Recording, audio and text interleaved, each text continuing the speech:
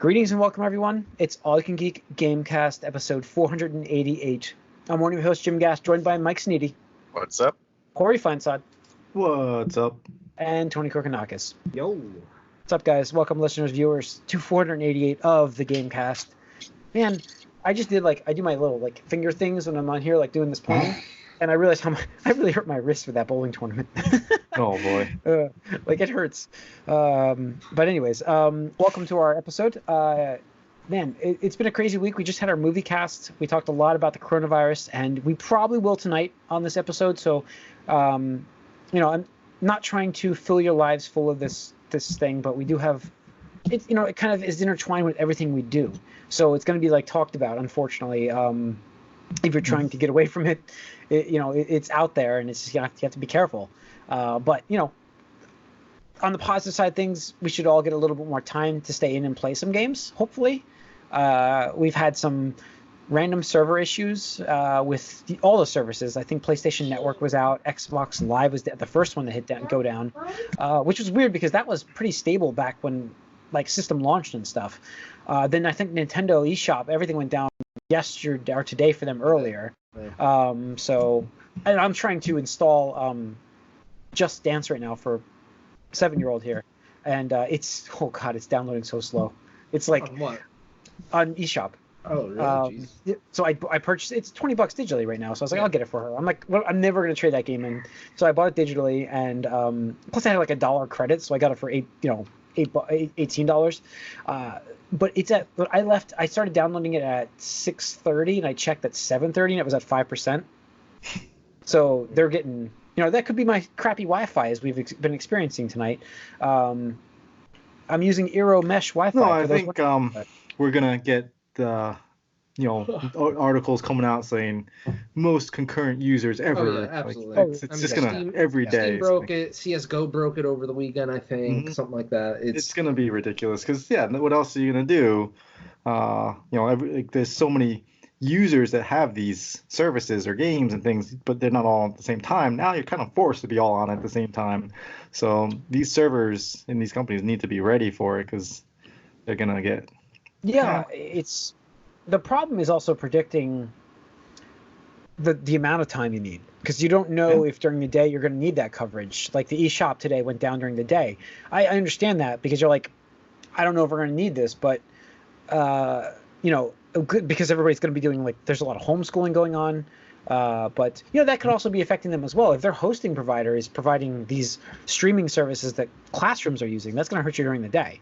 I've always wondered how big Google's capacity is. If the world right now is doing digital homeschooling, distance learning, it's how much capacity does Google have for their other services that they host?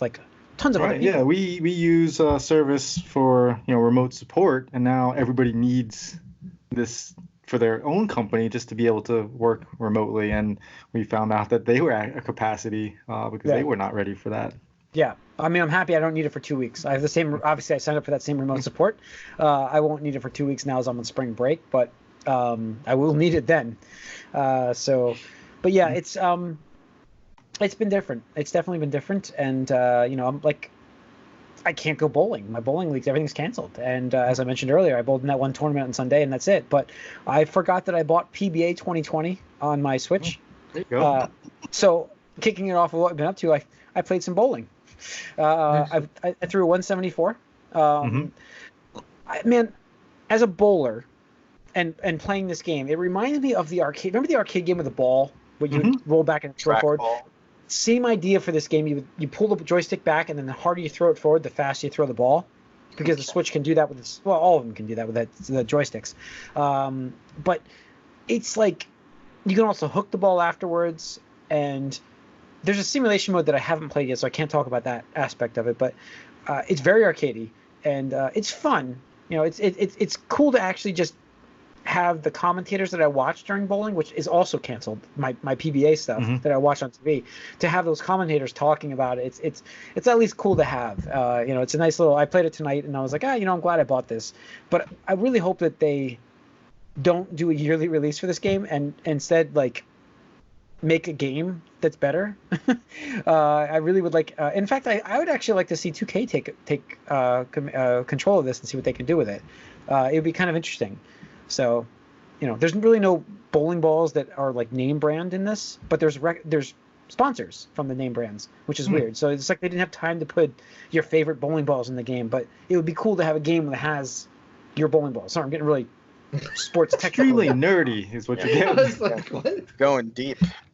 Yeah. Do they have? Hey, there's like big fans of any sport like that. Golf is obviously a big one, and like people want they want their authentic clubs. Clubs. Do they have golfers. players from? Do they have like PBA players in Yes. this game? Yes, they do. Yeah. Okay. So it's like I just wish that they have the companies Storm and like Radical and all those big companies, but like I would like to have like those bowling balls. Like the ball I just threw my 300 with like a couple weeks ago was the Quantum from Brunswick, and I'm like, I want that ball for my character in this game, and like you can't get it. So it's like, it's easily like that's something they can even do for like in-game purchasing. They can do like different things, ideas you can do. There's so many things you can do with that game, but it's like I don't know if the game sold well enough to force that. So we'll see. But You're looking for the deep bowling sim. yeah, and they have simulation style, which I haven't played yet, but I want to see what it's like. But it's like a career mode. I know that. So we'll see. I'm gonna try that out. But I know like 2K with their NBA 2K career mode is awesome. Even Madden. Honest though, like 2K's made one good sports game. Like what other sports? NFL 2K was good back in the day. No, back in the day. That's a totally different thing now. Like they're not the same company they were like 20 years ago. That's true. So I don't know. So I played that. That's fun. I finished Control finally. Oh, okay. Finally. Wow. Yeah, I know. It took a long time. So yeah, I wanted to start Ori and Ori and the Will of the Wisps, but it's. I actually started that before I finished Control, so I'll get into that in a second. But I decided that I'm like, it's time to just fucking bear down and finish this game. So I did, and it took me a long time to finish this game because the story I think is so jarbled and in-depthly intertwined with items in the game. Like not so much if you just played the game without picking up items and reading other things and listening to stuff, you really wouldn't have any fucking clue what's going on in that game. And I think that's the problem with it. So like I understood, like after I finished it, I went back and read a couple things and kind of meshed that with my ending that I saw, and I'm like, okay, so it makes sense now for me. But as I was watching, I'm like, okay, I kind of understand the overall plot a little bit, but it would have made more sense had they explained that more in the game rather than make you have to read things for it. That's my gripe. The game itself, I complained about the gameplay in the beginning because my controller was broken. I didn't know that, and I have to say that once I used my actual just regular Xbox controller that has never been used before and got rid of my Elite controller that apparently is broken, it plays fantastic. Like it's really cool to use the environment and your powers. I mean, you're a superhero in this game. You can fly. Levitate. You can like slam down on the ground to make like the shockwave explosion. You can throw anything at people. Like if they throw a grenade, you can pick it back up, force pick it back up and throw it back at them. It's really an awesome like integration into the environment. It's a fantastic implementation of it. It's for Remedy. Like it's what they do really well. They really do that well. So I have to speak highly of that and say like that's a great aspect of it. But the story itself is like not great. The enemies themselves, I think they're all very similar. But that's it for Control. Then I played Ori, which is on Game Pass. Thank you, Game Pass. And man, that game is beautiful game. Mm-hmm. I just can't say enough how gorgeous looking that game is. It's a side-scrolling, I guess Metroidvania style game.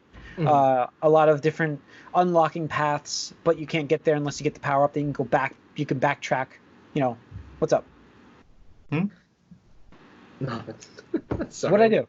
Somebody just one of my no, it was I think you did. Somebody in one of the Discords sent some meme and I didn't have the notification down, so I saw it. Oh, okay.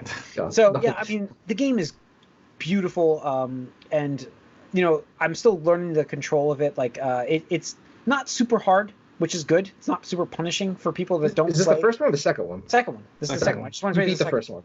Nope, never played the first one. I don't have time to play the first one. Come on, guys. Let's be honest here. I don't have time to play the first one. You How just soon? talked about you have all the time now. You have all the time now. But I've got Resident Evil 2 I want to play. I've got Animal Crossing coming out. I've got Doom I want to play. I mean, there's a lot of. I really want to get Persona 5 Royale. The review I've came got out that. for that. Oh. I've got that to play. I am getting that game, as I mentioned to all of you guys. So it's too much to play. I don't need to play that game to understand this game, because I'm enjoying this for what it is already. Like, yeah, I didn't know the two characters at the beginning part of the story, but I've seen them, so I knew they were in the first game.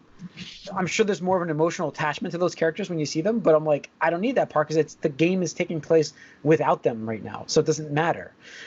So I think it's been it's really, really fun, and so far I'm unlocking things. It's still the tutorial. I probably played 2.5 hours, 3 hours in the game, and I've gotten pretty good at it.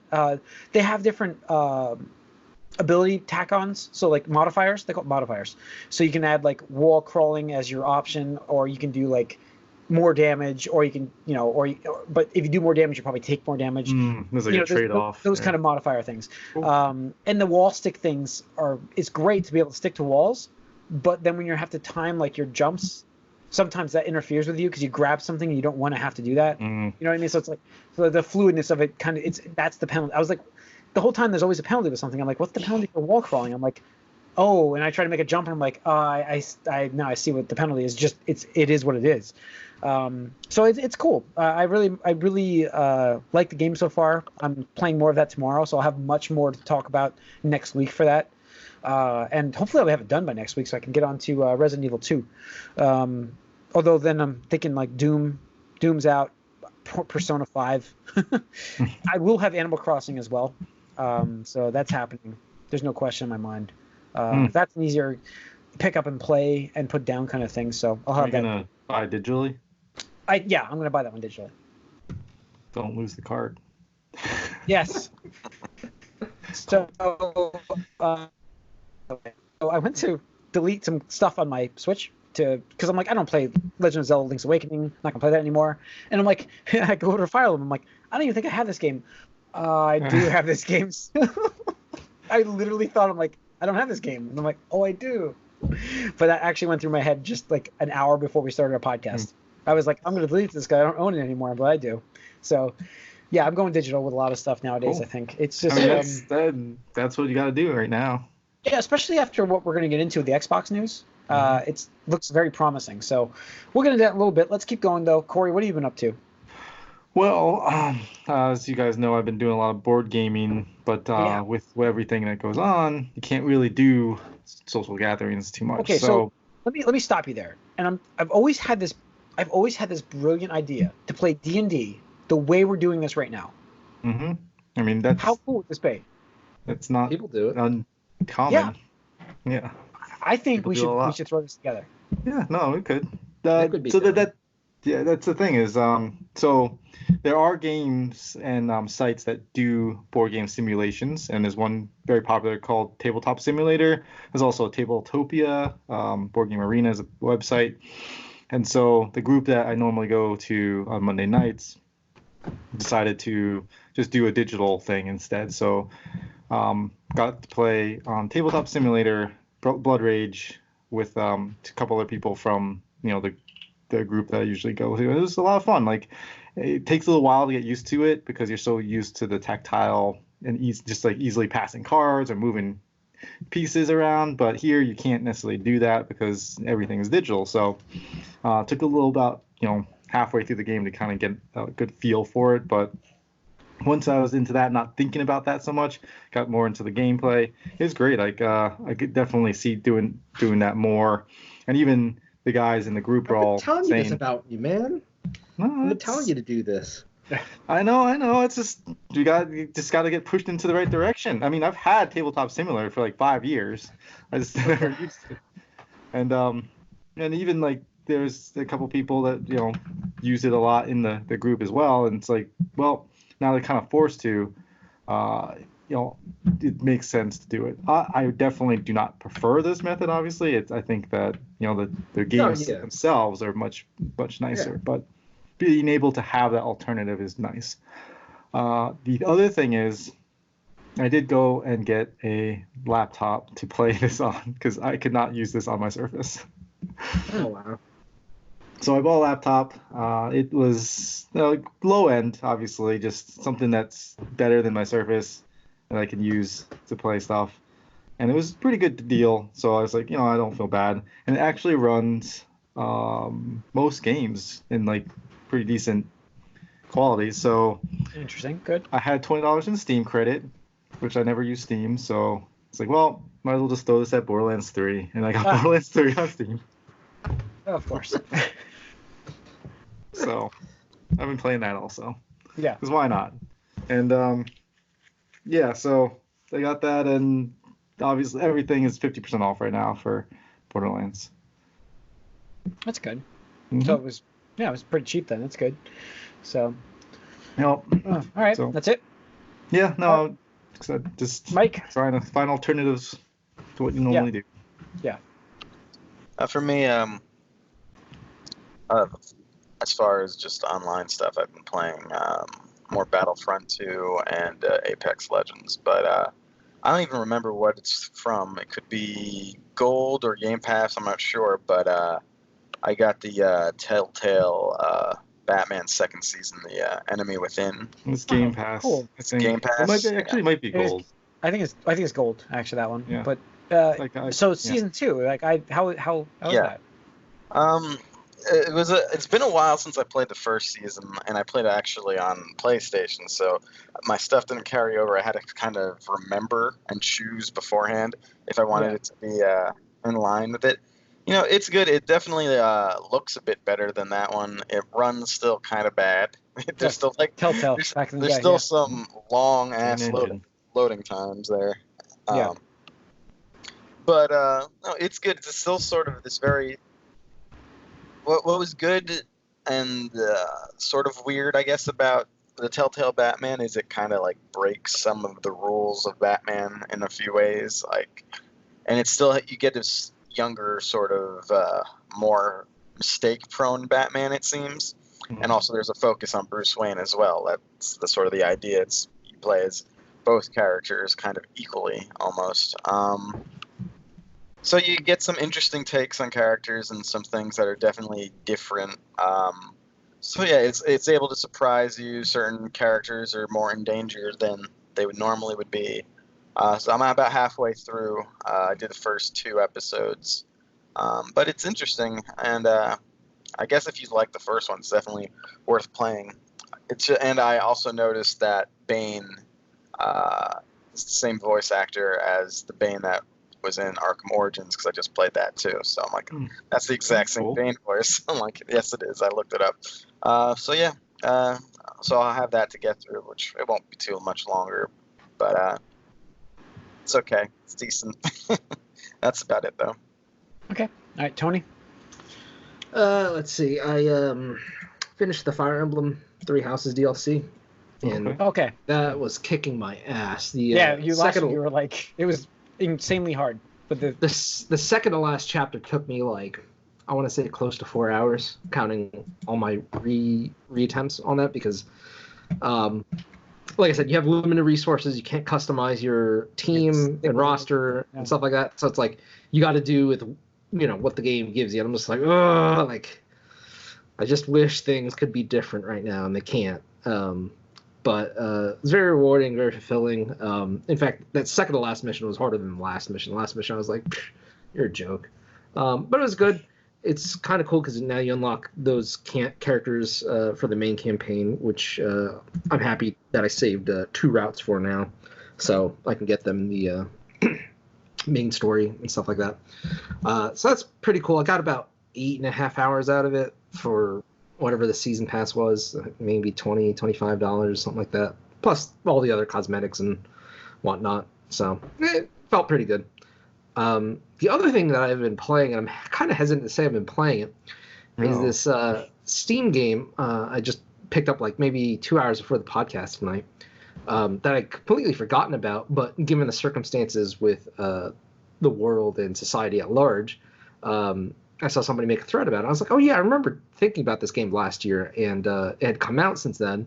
So I decided to get it. It's this game called Kind Words, and all it is it's like. I've heard it. I think this was on the Game Awards.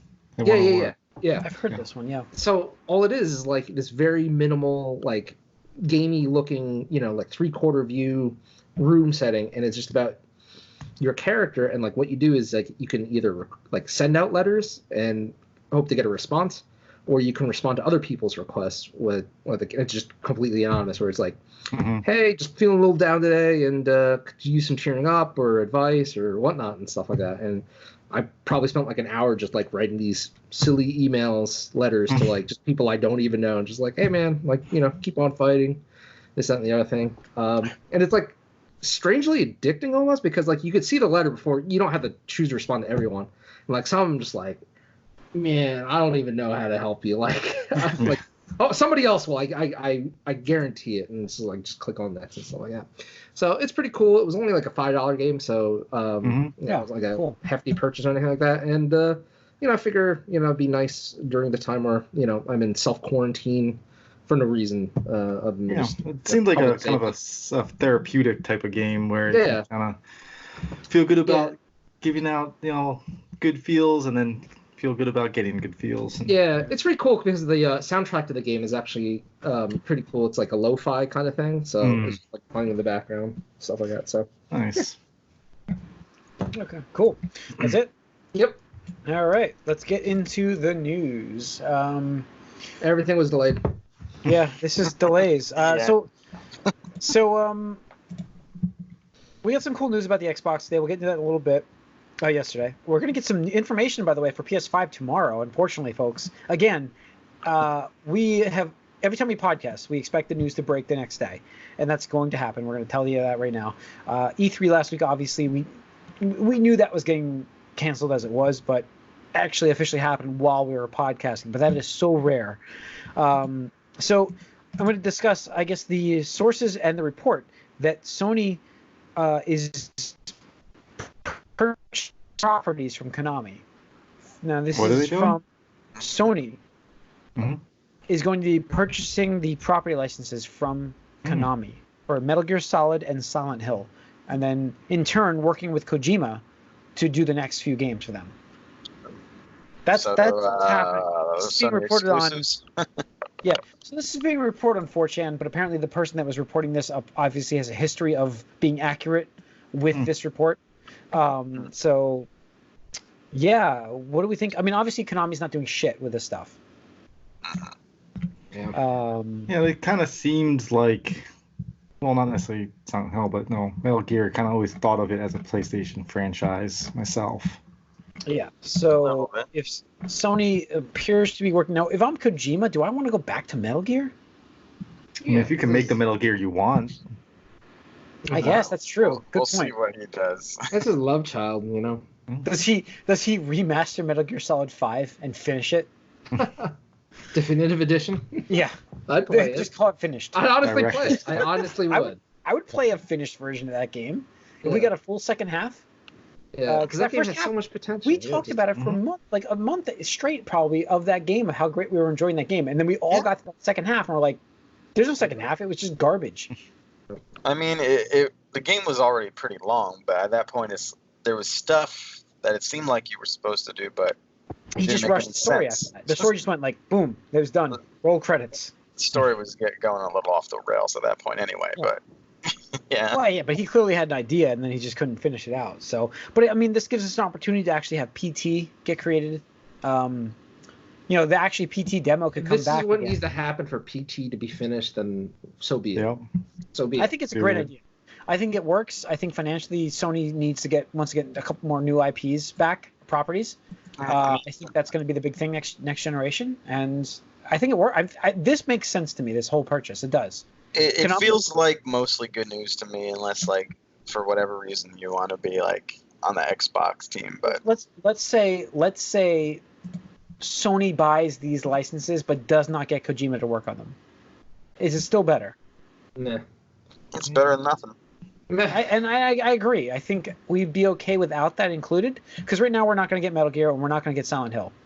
So this would give us a chance to have another team. Maybe Naughty Dog works on that next. I don't know, but I don't know. My faith in Kojima is not maybe that high anyway, just because of Death Stranding not looking interesting at all, and I don't know, and how he got in a fight with people pretty much halfway through. You can say it wasn't his fault, but he is partially responsible for how the other game ended. So I don't know. Yeah. So I don't know. We'll see. Sticking with Sony, apparently, like I mentioned, they were going to release their specs tomorrow for the PS5. A full reveal of the console tomorrow. This was originally planned for GDC. Off. Well, yeah, over 2 weeks off. Well, this was originally planned for GDC, which obviously got canceled, and they were going to give us the full specs. We're not going to get a price tomorrow because, again, both of them I think are playing this game. They're playing chicken, man. Yep. No. Nobody wants to be the first one to announce the price. So we'll see. We're going to get into the Xbox talk soon, which I'm psyched to talk about. Actually, I can't wait for next podcast to talk about PS5. I mean, that's going to be great, too. It'll be interesting to see what they come out with, but like the same thing is, like, I don't see it being much different than what Xbox has already shown us, so. Yeah, I don't know what they're going to do, but the thing is, I think what we're going to get this generation is different ideas on how to load data into the game, and so I think that's going to be the big. We mentioned this before, Mike. When we were talking, I talked about you, Mike, because you were wondering what we're going to get for the next gen, and I think the next gen is going to be faster load times, faster frame rate, faster, just responsive game, bigger worlds. That's it. That's all we're going to get. The games aren't going to look necessarily much better, although with ray tracing, it looks pretty. Did you see Minecraft? Wow. It looks wow. And that's Minecraft. Oh, they got you on ray tracing, huh? Yeah, I was like, wow. I wonder what happened with that HoloLens thing. Yeah, who knows? But well, I don't know. We're going to find out. I can't wait to hear about PlayStation 5. But remember that live conference with the HoloLens demonstration? Oh yeah, the Minecraft live thing. Yeah, that never happened. The NFL games you could watch on your table. Yep. It's going to work perfectly for medical. So it will. The HoloLens and the Kinect, both of them excellent for medical and learning, education. I don't know. I'm not disputing that. They have no business being on the, an Xbox. So nothing to do with, nothing to do with Xbox. Yeah. Not yet. As we mentioned at the start of this episode, it's going to be delays going forward now, guys. Jason Schreier tweeted out that, games up through April, everything's good, but after that, it's kind of like anything goes. So. Yeah, I think anything goes with these games, and I mean, what's the big, like, I'm trying to think of like the big release that's coming out in May. Is there something big? No, I don't think so. There's nothing anymore. I think they're more thinking about everything that already got delayed till like this fall-ish. Yeah, I mean, Last of Us 2. Last of Us 2. Oh, Last of Us 2. 2021. Yeah. I mean, they should. I mean, we should talk about that too. We should. Well, take a minute to talk. The thing is, Last of Us 2 is May, right? So, and right. Ghost of Tsushima is June. So that's gonna get delayed. Both of those are getting delayed. I mean, here's the thing. Do you think Last of Us gets delayed? Yes. Well, I want to talk about Last of Us 2 because I've heard more and more people now talking about that working conditions at Naughty Dog, and this needs to change. Like, this absolutely needs to change. Now you're saying this, Jim? No, it needed to change before, but I'm just saying, like, they're still doing it. Yeah. Yep. Their model has not changed. It's business as usual there. Right, and I mean, I talked about this before. I forget, probably with RDR2 crunch, where that's these people burn out, and that's what it is. They said 75% of the designers that worked on Uncharted 4 are no longer with Naughty Dog. Like, that's insane. Like, you can't just replace that talent. Some of the main driving forces behind The Last of Us as well are gone. Right. It's just the partner. It's not Druckmann, but Bruce Daly. Yeah, he's gone because of this. Burnt out. Yep. It's just not sustainable, and it's unfortunately this is just a byproduct of those AAA cutting edge bleeding technology. But do you think the solution going forward is maybe doing a smaller scoped episodic? No, because people didn't like that when Hitman did it, and I don't know. I don't think you can get away with that. That's not going to change the way people are going to make the game either. You're still going to have them crunching. Doesn't matter how big or small. How do you fix that then? It's capitalism. I mean, that's one drastic master, yeah. But I mean, it honestly just needs to come down to a corporate, like, just culture. I mean, it needs to come from the top and be like, hey guys, we can't do this anymore.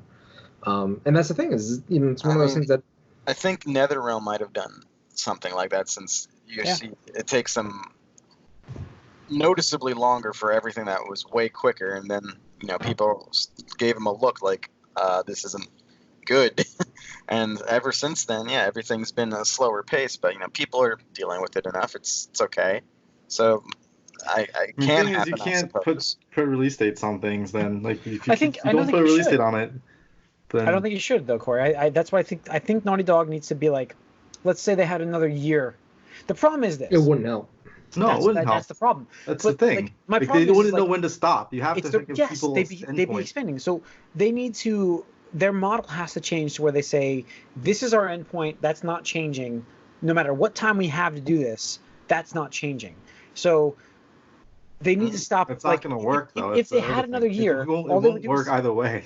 They would implement more things in a year. They wouldn't finish the game. They would implement more things.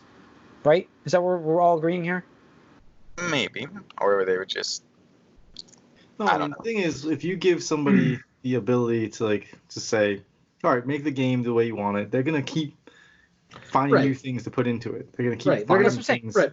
Because Naughty Dog is especially notorious for this, and Jason's even talked about this in his book, Blood, Sweat, and Pixels, how they're notorious for waiting until that last 6-month period where it's ultimate crunch mode and things just come together because people are, working 50, 60, 70, 80-hour weeks to make everything as perfect as possible. And so far, it's worked. But I think, with Last of Us 2, it's going to be, and just like RDR2 last year, we might be hitting the point where it's like it breaks the camel's back. I mean, just the amount of labor that is needed to do these games is just growing exponentially. I mean, if you read the article that Jason Schreier talked about, he mentioned about how one person was just animating, hey, if you shoot this bag of rice, individual actual rendered grains of rice will come out of this bag. And this is like on one hand, I can completely respect and, just be impressed by that kind of attention to detail and stuff like that.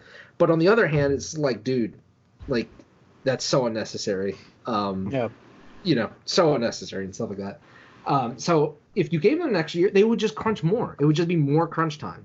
It has to be a company culture where it's just like, guys, we can't keep doing this anymore. But that's the thing is right now it's like one of those wink nudge things where it's like we don't make people do crunch. Right. It just we allow that's like you're saying, Tony. It has to come from the top, and as the people at the top have to implement 45 structure.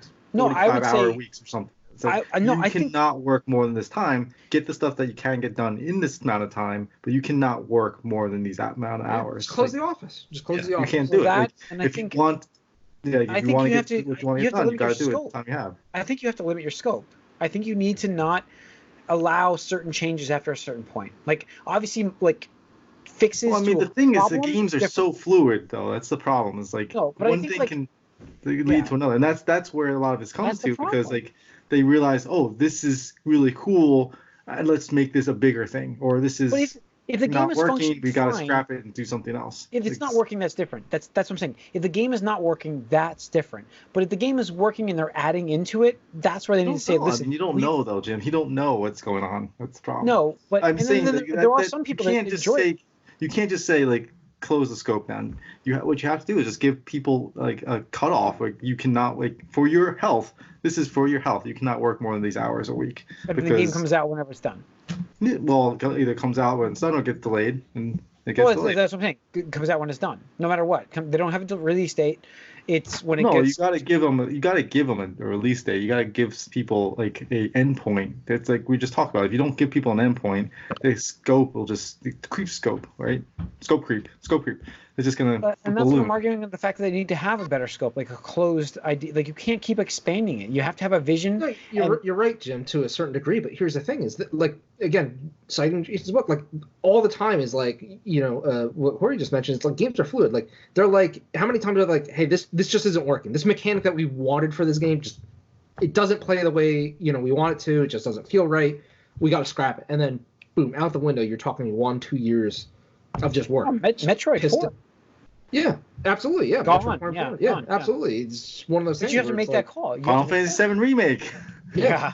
The problem, like the differences there are, we're talking about two games. One didn't show shit, and the other one showed a whole game that was not near ready. Mm-hmm. Yeah. That's the big difference. We have Metroid 4 was a title screen. But yeah, I mean, I think the thing is, like, again, this just goes back to the hype cycle. Like that's what it is. Like these companies are just so ingrained that, like, hey. And I don't want to point fingers at E3, just most commonly happens at E3. It's like, big flashy new game and beloved franchise, like, articles, clicks, videos, this, that, and the other thing. It's like, cool, open up pre-orders that same day, tons and tons of pre-orders, different versions, pre-order bonuses. It's this cycle. It's this thing. It's this machine, and it just doesn't work anymore. Yeah. Or it's broken, whatever you want to, Yeah, I mean, or if you don't care, it's not broken. There are a few people that probably love crunch, money-wise. I'm sure there are. Probably. I'm sure there are, but the thing is, they need to understand that they're just making it worse for everybody, and they're just contributing to, a terrible work environment. Yeah. I know people in my company. I know a manager that they do that all the time. They're like, I just put in like 10 hours over the week, and I'm just like, just because you felt like it, like people under you will see that and they start to adjust. It's like, oh well, my boss puts in 50 hours, I need to put in 50 hours. It's these things that just add up to social pressures. I do it. I'm doing it right now. I'm on spring break, but I'm working, so I do it a lot. Because I'm the only person there to get things done. So it's like it's different, but I do extra work to make sure that my future work is finished. But then there's always something else on the horizon. So it's always like, yeah, I get you. It's always like a never-ending thing. So yeah. So I need to stop working. Just stop working. Fuck Naughty Dog. Yeah. Fuck Naughty Dog. Yeah. So we'll see. They're the new ones. Fuck Naughty Dog. There we go. Yep. They're the new ones. Konami's off. At least their games are good. But at least the games are good. Still so far. Can you imagine if Last of Us 2 came out and wasn't like 95 plus Metacritic at the end of the year? It gets I kind of hope it will be, but I know that it's gonna get automatic 9s and 10s. Just like people aren't even gonna look at it. It's just Naughty Dog 9 and 10. I know. I mean, I agree. It's highly unlikely. But I'm just saying, what if? Like, I kind of want to see that at this point, just to watch the world burn a little bit in a different way right now. Oh, that's interesting news. Sorry, Verizon's giving out Stadia for 3 months. Mm-hmm. That's breaking news on the podcast. Anyways, so they're giving out a paperweight. That's cool. Yeah. Yeah, they're giving out the Ouya, essentially. All right, so we got the Xbox Series X, Eurogamer, Digital Foundry, got to get to Microsoft Studios in Washington and see the hardware, take it apart, break it down, and give us information, which is awesome. So we got to actually see video of the load times that we're going to be getting with these next-gen consoles. Well, this one at least, but I'm sure PlayStation 5 will be the same. We also got some information on the back ports. We saw PlayStation 5 load times. Yeah. So the side-by-side comparison, first of all, let's just talk load times. Mike, did you see this video? No. I figured you didn't. That's why I'm bringing this up right now. It was 35-second different. That's how much faster. It was Gears 5, I think they were showing, loaded. I think it was Gears 5. It was Gears 5. Huh? I saw a video that was saved to K2, and it was a saved. It was like a minute. Yeah. It was 35 seconds from just the menu. That was a menu load. Yeah. That's how much faster it was. 35 seconds. And oh man, I mean, like, love or hate the design of the console. Obviously, it's built this way for ventilation. That's why they built it this way. But it looks very easy to put together, doesn't it? Like, holy crap, it's like 4 different parts snapped together. Obviously, a lot more goes into it at that point. What do we think about the expandable memory slot? Did I say something about that? Yeah, you did. I think you had a prediction. Yeah. What was the bold prediction? that the Xbox would have expandable components. So for those who aren't in the know that haven't seen this yet, let me explain what this is. Because of this, every next gen console will have a solid state drive. It looks like a 1 terabyte drive in it, actually. They're going to have at least 1 terabyte. Microsoft's going with a proprietary port on the back of its system. Well, it's not really proprietary. You can get this Seagate. Well, I guess it's proprietary. Seagate memory, flash memory, essentially. To plug. There's a proprietary. It is proprietary, yes.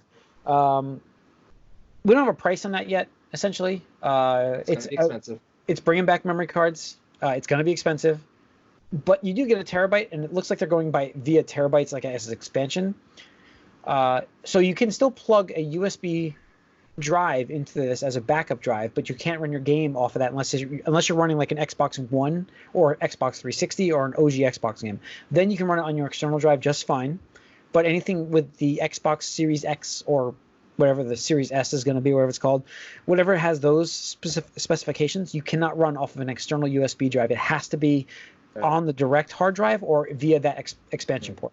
Right, and this goes back to like this thing being so very specific with the specifications, as dumb as it sounds, just because that's how these games need to be optimized now. So unfortunately, this is one of the realities where right. And I mean, they're good. 100% probably going to be doing something similar, and it's just unfortunate because customers going to pay for this. I mean, and that's the thing, you're not going to be able to upgrade that 1 terabyte drive.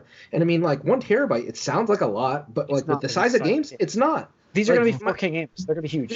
Yeah, my Xbox One X, like I'm just like I have like maybe a dozen games, and that's cool and all, but like it's still like like every time I want to download a new game that's big, it's like I gotta like clean fridge. I'm just like, oh god, like with Halo Master Chief Collection, I had to clean space for that, and then like I had State of Decay 2 downloaded. I'm like, oh, I should delete this. It's so much space. I probably will never play it, but it was such a big download. I'm like, it feels wasteful deleting it. It's like Doom. Cards, like, why do I want to delete Doom? If these memory cards were, let's say, the 1 terabyte for $100, that's cheap. I know it probably it might be 150. I think it's gonna be 150. That's my guess. Just so you know, I think it's more reasonable, but yeah. But if they're $100 for a terabyte, I'd be impressed. I would be impressed too. That's real cheap. I think it's 150 on Amazon. So I think they're. That's what I said. But I'm like hoping that they can lower it by $50.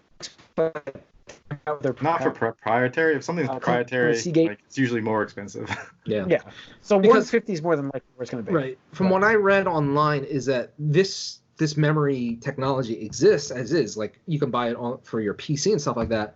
But because of the demands for the hardware and just the way everything's written, like why it's proprietary is because it has a much higher standard. Like it just blows the current market ones out of the wall. So it's still new technology or new implementation. Let me explain what this memory does, because this is the big part of these next gen consoles. So Mike, you look pretty bored on that side, right? Yes. This is technical. Let me explain what this does. And it looks terrible. Like let me explain. I can't fit this. I can't fit it in a freaking normal, like VCR shaped cubby display thing. So you can put it on the side. Can I?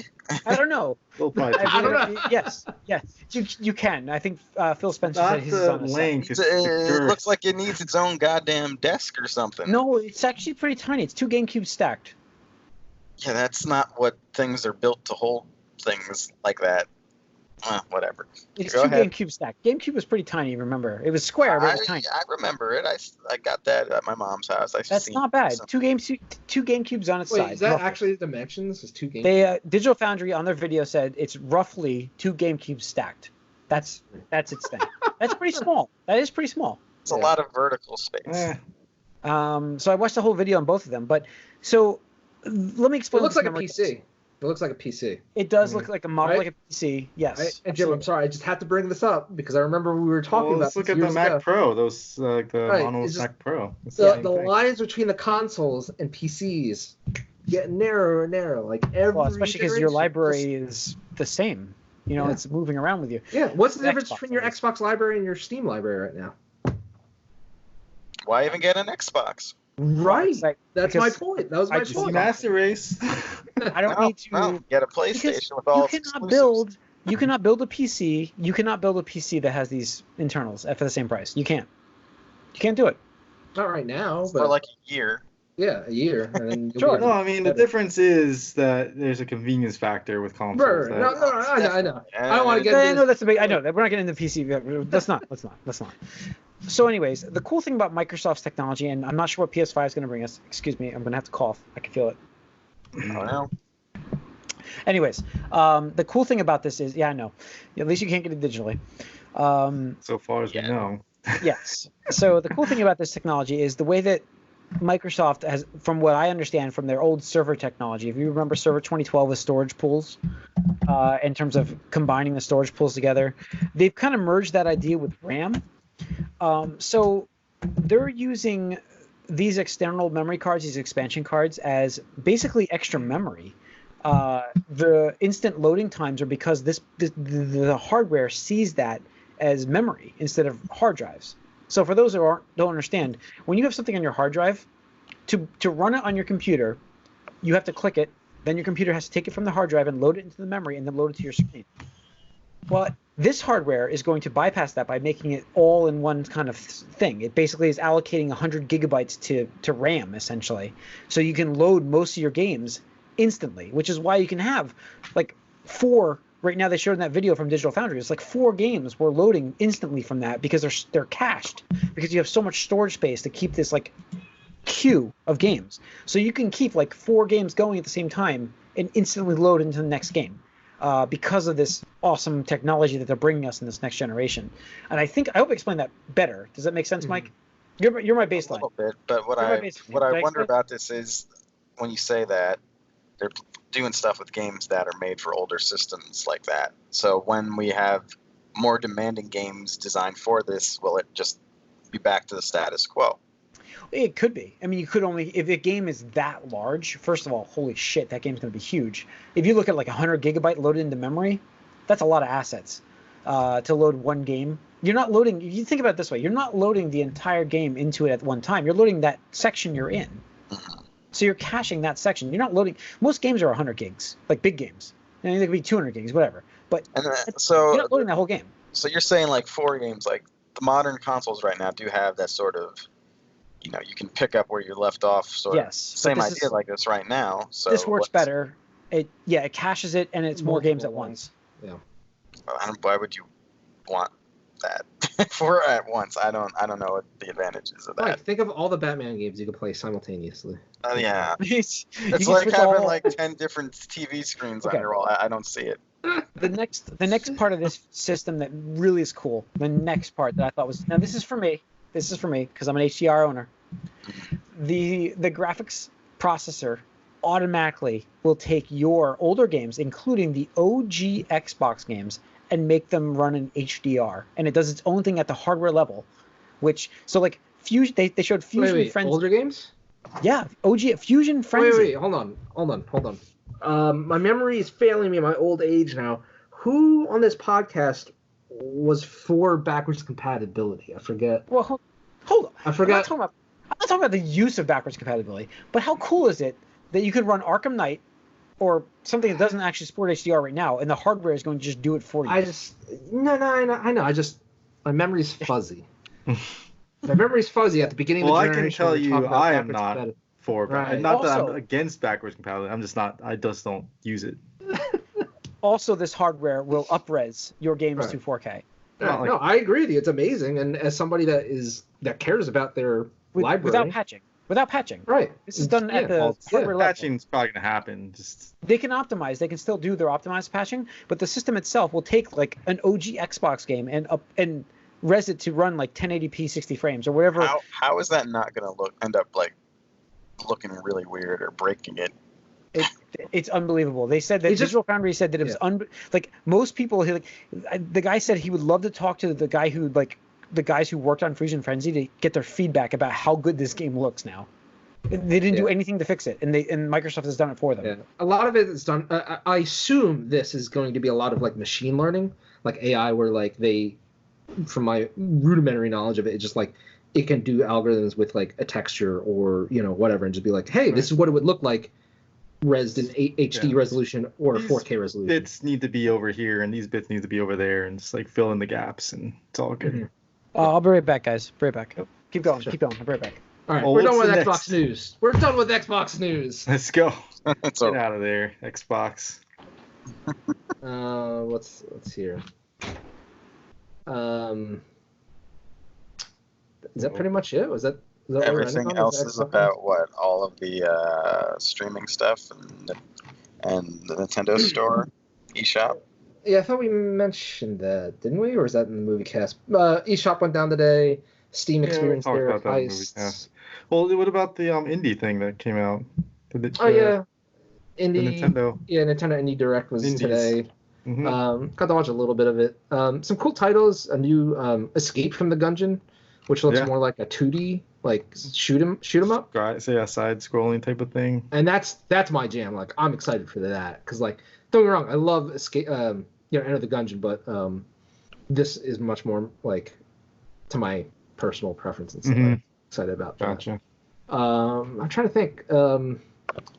Was it? Well, like the big thing I thought like was interesting is Wingspan. Like being a board game player, like, Wingspan was like the biggest game in board gaming, and it brought a ton of people into the hobby because of its theme and just how accessible it was. But also kind of opened the door and eyes to people who don't know what board gaming could be, other than just Risk and Monopoly and Life and stuff like that. And that game is coming digitally to Switch, which is interesting. Yes, I thought awesome. That was pretty cool because their digital tabletop games are becoming a lot more prevalent, I'd say. Yeah. Like digital implementations of games, not just like putting the game and making it like digital, which what Tabletop Simulator does, but actually making the game for a console or for PC or something like that, where it's automated and like new graphics and things like that. Like there's a Blood Rage app, actually it's in beta right now, which is trying. It's not too good right now at this point, but it's trying, and it's a video gamifying a board game, which is pretty cool. Yeah. Cool. On the podcast, did we ever talk about the rumored WB E3 thing that's not happening now? No, we never did. No. Yeah, I know what you're going to say, but I don't know if they have anything out there, so they don't have anything. I mean, E3 is canceled, so there are companies that were going to announce things that now have to pivot and decide what they want to do with their announcements. Or where, especially now that everything. Why don't you just why don't you have your Droid own thing just and got announce you, bud. I know they did. I can see when it's happening now. And I actually wonder if it's my computer or the Wi-Fi. So I could restart this, I guess. I did reboot it. Never mind. It's my Wi-Fi. This shit's going back. Anyways, I have to wonder if they have anything to show, if they're not just going to choose to show it like everybody else is. I figure they will eventually, but they were saving. It seems like they were saving stuff, obviously, for this event, and now they're going to have to decide when they want to do that. But the rumor is that it's, WB Batman game I was looking for, whatever Rocksteady's doing. Yes. And even more, I think maybe even Injustice. So we got Spawn in Mortal Kombat and Keith David voicing them. That's pretty cool. I haven't played them yet. I'll give that a look in a little bit, but we'll see. Everything's kind of up in the air now, but I think it is funny that those announcements were slated for this event that got canceled, and now they're off the hook again, sort of, to like delay announcing this stuff even further. Yeah.